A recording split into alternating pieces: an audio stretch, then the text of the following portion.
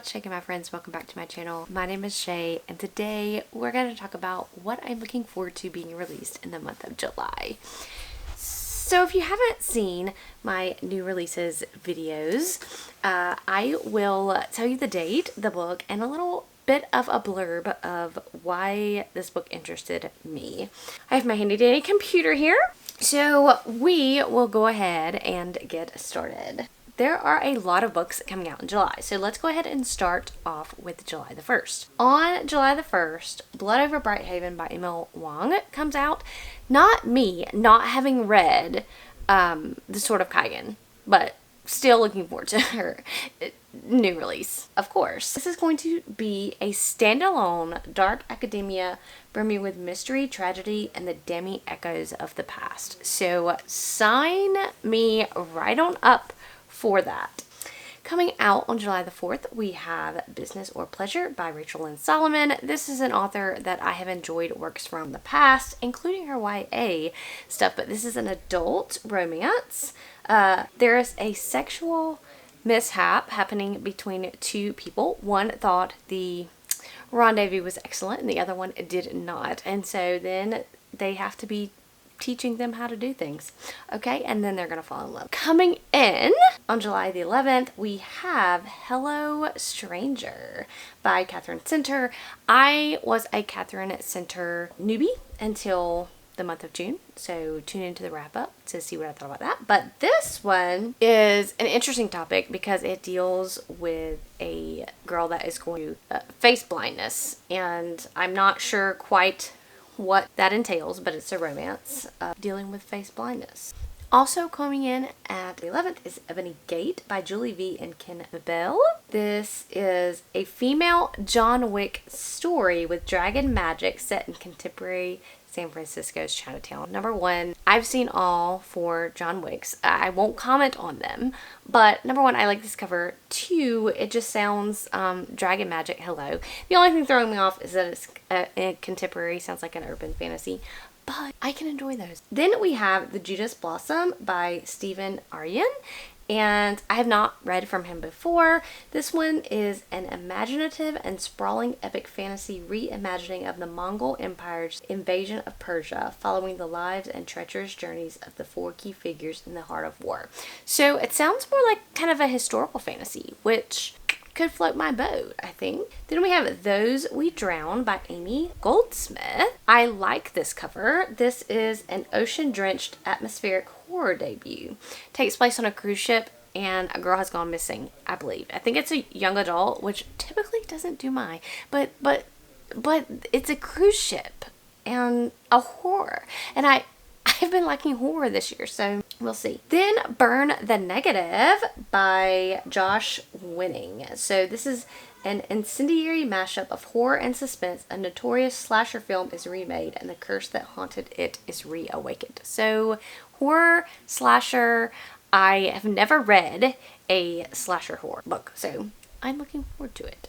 Also on the 11th, there's a lot on the 11th, is going to be The Splinter Sky by Kimi Ashingjiwa. And sorry if I did not pronounce that correctly. Her enemies are countless, clever and powerful beyond measure. There's a new god emperor on the throne, and her reign promises to change the continent forever. And as Enitan sinks deeper into the empire's bloody conspiracy, she discovers just how far she's willing to go to exact revenge, save her sibling, and perhaps even restore her home freedom. So that sounds interesting to me. I don't know about you. Then we have Dark Water Daughter by H.M. Long. I have not read from her previously. I think she wrote Hall of Smoke, which I did not read, but I'm still interested in. This is about a storm singer and pirate hunter join forces against a deathless pirate lord in this swashbuckling Jacobean adventure on the high seas. Pirate adventure on the sea. I'm gonna need you to sign me up for that. Then we have Boys in the Valley by Philip Fracassi, and I don't know if that's how you pronounce his name. I think that this was a limited release, like maybe for a different press, but very limited release, and now it's being released widely. It's a horror novel. Let's see. The Exorcist meets Lord of the Flies by way of Midnight Mass and Boys of the Valley, a brilliant coming-of-age tale. So, The Exorcist and Lord of the Flies. Yes, please.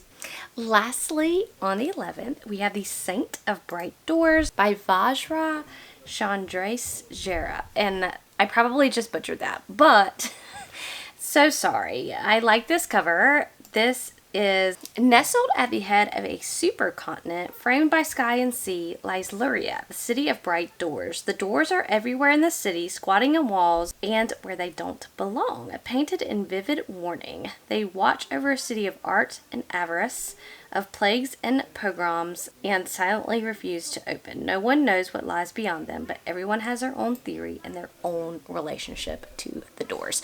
So it sounds kind of like a Portal fantasy, maybe mystery doors. I don't know, but interested to see. Finally, we're going to move on to the 18th, which is Immortal Longings by Chloe Gong.